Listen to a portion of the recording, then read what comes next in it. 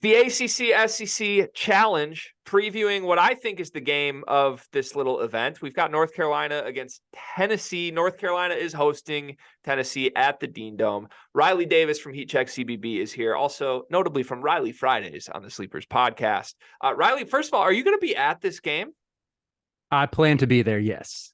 I always have to give the caveat that, newborn life, you know what it's like, Greg. As long as his schedule's okay and Natalie can handle him, I plan to be in attendance of this game. I love it. I was just going to say, you can't really commit to anything as a dad these days, but I had a feeling you would find a way to weasel your way into press row for this one. So, look, let me set the table and then we'll throw it to our resident Tar Heel here to give us the expectations for this game. But you and I have been texting really for the better part of the last 36 hours about whether or not North Carolina is actually good. Spoiler alert, I don't buy it. You are bought in. We'll flesh that out here. But one of the big elephants in the room with this game is that whether or not you think North Carolina is actually good, I feel very strongly Tennessee is very good. And you might not be all the way to where I am on the Vols, but their Maui Invitational performance, man, I know they ran out of gas. They couldn't score at the end of the Kansas game. Dalton Connect, just clearly was cramping and or having major issues in the second halves of these games. And I get that we can summarize it by saying the offense is still a Rick Barnes offense, but at the same time, Connect's the guy that makes them not that. They just need to get him for 40 minutes and not 20 minutes, because I think what we've seen from Tennessee in first halves has been pretty spectacular. So before we dive into the larger UNC conversation, give me your brief outlook for what to expect from Tennessee, because if I were you, I would be viewing this as the toughest team that you have seen yet this season. 100%. And even despite my belief in UNC, and I guess I'll spoil my prediction. I think UNC wins. We'll get to that. But this is by far the best team they've played. I still rank Tennessee in the top 10 this week for my ballot for Heat Check. I think Dalton Connect is a problem. I don't know if UNC has any one individual defender that can check Connect. I don't think they really can. Jordan Gainey as well has really impressed me since he transferred in from USC Upstate. Didn't think he would translate to high major competition this easily. It's been pretty immediate. And I think he gives them just another guard who, honestly, I trust him to make a big basket more than Vescovy. I trust him to make a three definitely over Ziegler, even though Ziegler, I love how he can get downhill and everything. But yeah, Gainey has legit high major size and athleticism, and I think he's another key for them. However, after that Michigan State exhibition a month ago, and even how Tennessee started the year just with annihilating Tennessee Tech, who granted isn't good, but anytime you beat a mid to low major by 40, coming on the heels of that exhibition win is okay, yeah, this Tennessee team is going to be different. That early on, I was like, there's no way UNC stands a chance in this game. But from what I've seen from UNC over the last week, really, and what I saw from Tennessee and Maui, it gave me a little bit of pause that the offense for the Vols is completely fixed. I think you hit on it. Connect can run out of steam. There are times where Gainey, like I said, I trust him, but it's not like he lit up the Maui Invitational field unless I'm forgetting a performance. So that's where I'm thinking they're coming into a hostile environment in Chapel Hill, which, the anybody but Carolina folks out there, the ABCers, as we say in Tar Heel land, they're saying, hostile environment at Chapel Hill. Oh, that never happens. Well, let me tell you this, for a non-conference game of this magnitude, it's going to be live tomorrow night in the Dean Dome. I can guarantee you. It's like students are still on campus. There's still a week and a half left of classes. It is going to be packed out. It is going to be loud. I like the Tar Heels' chances. Look, I love your enthusiasm. It's good to see excitement from a diehard Carolina fan about this program right now. There's been ups and downs with this, even though you were in the national championship game as little as 2 seasons ago. I am taking North Carolina serious, even if I make some jokes at their expense. We still will get into the weeds of that in just a moment. But to go back off your Connect thing, this is why I give so much respect to Dalton Connect. I wholeheartedly agree with you that coming off of his Maui Invitational performance, there wasn't a moment where we were like, oh, that was the Connect game or that was the Connect moment or anything like that. I think he was probably playing at a C level when you sum it all together with how good his first halves were and how bad his second halves were. That's probably the mean Dalton Connect that we've seen this season. At the same time, He shot 7 for 15 from 3 in Maui and averaged 16 points a game in this tournament. So, like, if that's average at this point, that really is fringe All-American type recognition.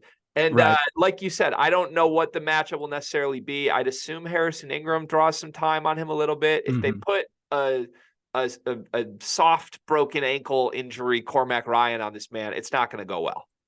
No, I think you have two choices. You got to put Seth Trimble or you have to put Harrison Ingram on it. I think he will school Jalen Withers. Withers might see some time on him, but he'll blow by Withers. I think, Cormac with a compromised ankle. I like Cormac's ability to just be aggressive and to be annoying, but going against an athlete of Connect's caliber, again, that would be a big advantage to Connect. So, I think Ingram can make up for his lack of athleticism with his length and with his frame. Like, he has a 7-foot wingspan, big body. Like, I can't remember which game it was in Battle for Atlantis, but they kept saying wide body Harrison Ingram. I don't know if it was Shambi or Jimmy Dykes who kept saying that. One of them kept repeating that he had a wide body, which I think can slow Connect down.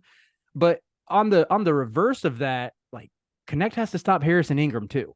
And I don't think Connect can check Harrison Ingram. And Ingram is a big reason why I'm buying into UNC. I said this to you via text. This is the best I've felt about a UNC team in late November since 2018-19 season, when UNC was a 1 seed. So it's great to come out of one of these MTEs and be like, wow, season's not over. There's no reason to press the panic button yet. Like we did last year after PK 85, like we did the year before after Mohegan Sun.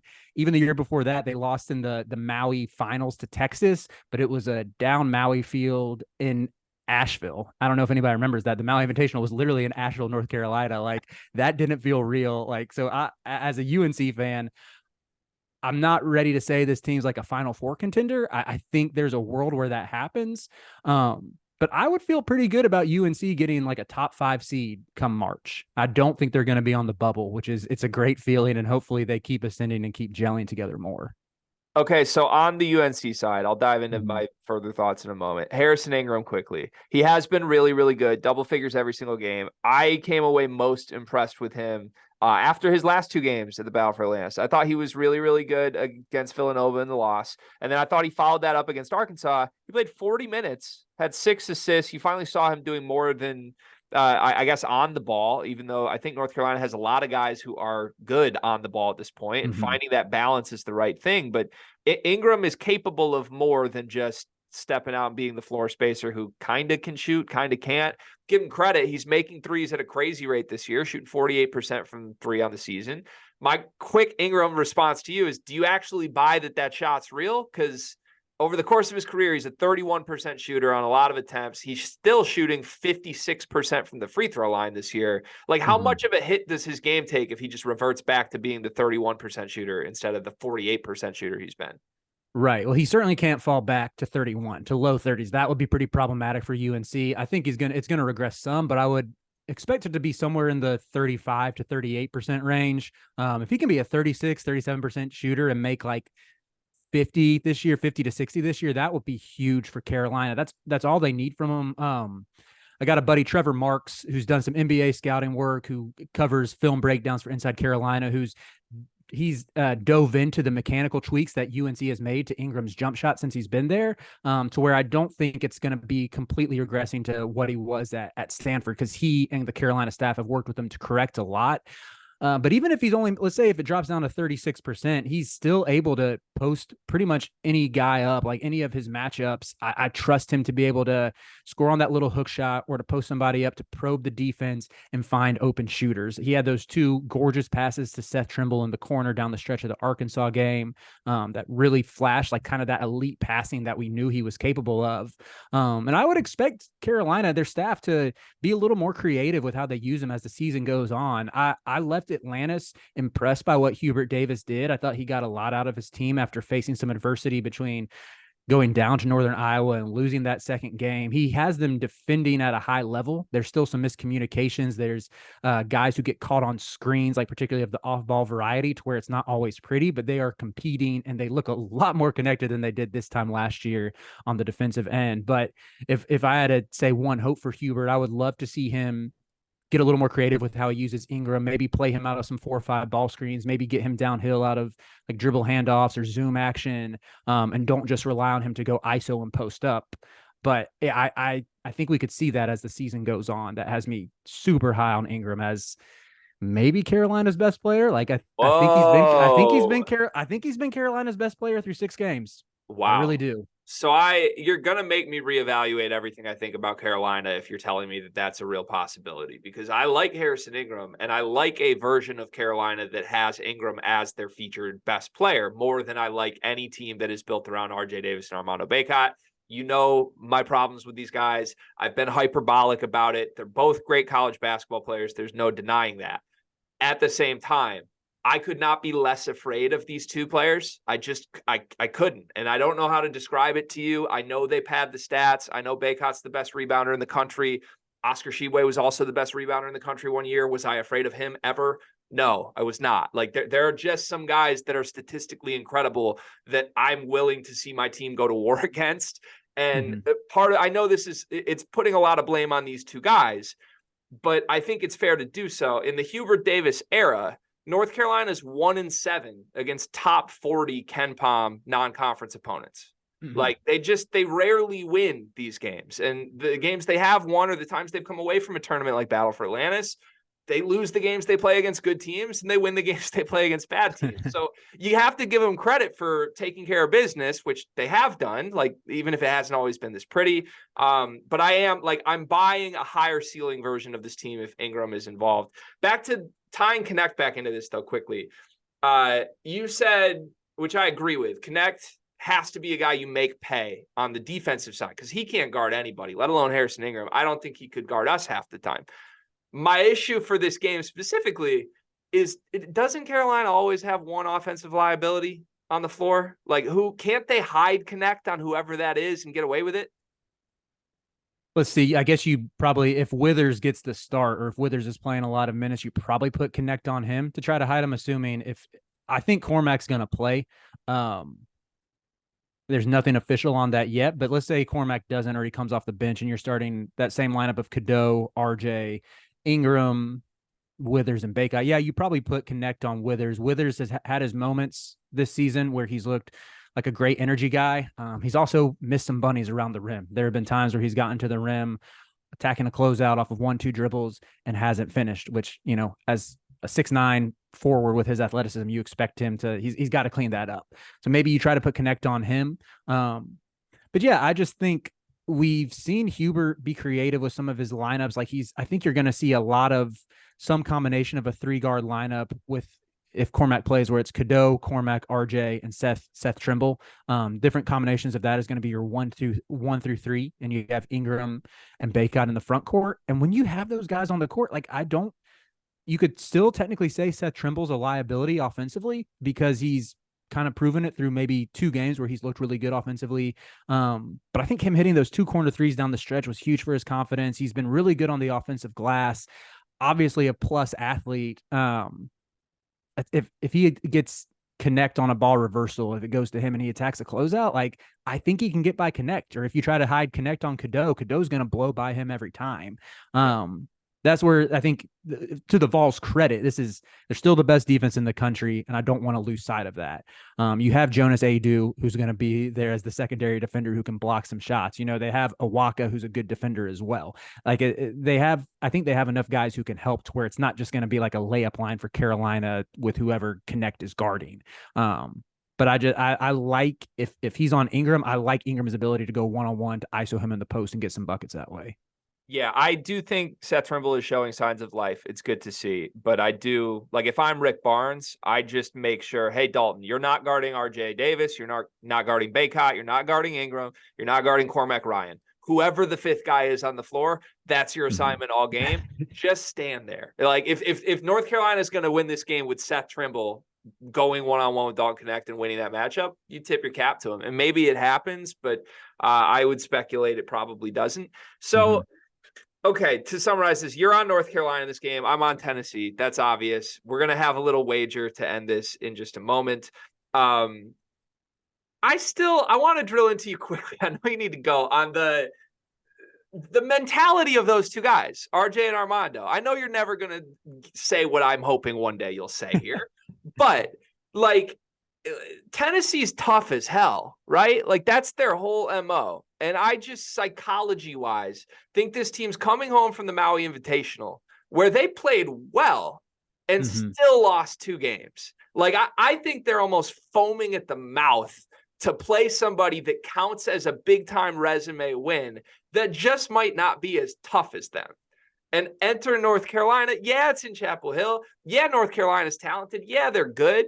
But if this is like a good old-fashioned, like, get in the mud game, are you really telling me you trust RJ Davis and Armando Bacot over the front court of Tennessee and the back court of Tennessee? If it's a get in the mud game, I give Tennessee that advantage. If they can keep it in the 60s, then yeah, I think Tennessee's going to win. I just think UNC has been really good in transition. They're playing more aggressive defense. They're pressing. I think Carolina's going to look for ways to force turnovers, to get out and run. And look, I know like Tennessee, I would still say right now is a tougher team. I want to see this what we saw, the good of North Carolina we saw in Atlantis. I want to see it sustain longer before I'm ready to say like this is a really tough basketball team. I think they're a good basketball team. I want to see them get there when I can confidently say, yes, this is a tough basketball team. Regarding RJ and Armando, if there's any game for them to be tough and to step up, it's got to be this one. Like you said, they've lost a bunch of these big non-conference games in their career. They lost to a Tennessee team that had Vescovy, that had Ziegler, that had Josiah Jordan-James 2 years ago when they lost by 20. They got punked at the Mohegan Sun. Armando's going to be matched up with Jonas Adu a lot. Jonas Adu is from Durham, had UNC interest, never got an offer. He might take that personally. He's been prone to foul trouble throughout his career, though, and I think Armando's got to look at that and think like, hey, I'm getting this dude in foul trouble tonight, and I'm not going to disappear like he did for long stretches in Atlantis. So I think Carolina's going to get out and run. I think they're going to find a way to dictate the tempo. That's why I'm going with the Heels. Okay, so you're saying you're trusting your guys. I respect that. I'm fading your guys, and I'm going to say something I'm not letting you rebuttal for the sake of time here. You're going to be upset with me. I'm going to get a text from you as soon as we wrap this. If Caleb Love was still on this team, I pick North Carolina in this game. You know, you're free to think that. Love Caleb Love. I saw him disappear in some big games last year. It's okay. It's all love with Caleb. But yeah, I'll let you think that. Hey, this is not a game where you can take your ball and go home and say, hey, we don't want to play this one against Tennessee, which reportedly Caleb wanted to play in the postseason last year. That's what I heard. I don't know. Some other guys didn't. I'm just saying. All right, let's get to our wager. So I'm on Tennessee. I like them to win the game outright. You're on North Carolina. I assume you like them to win the game outright and cover. I have a proposal for you. You proposed a pretty wild wager here. We don't need to get into it. But my proposal to you is the loser has to tweet something that the winner ghost writes for them. One tweet can be anything. I won't personally violate any of your rules, and you can do the same for me. I'm in. Wait, hold on. Does UNC have to cover, or can they just win outright? I'm sure the spread's going to be like UNC -1 anyway. Let's just do win outright. I'll take the plus money. That's fine. Let's go for that. All right.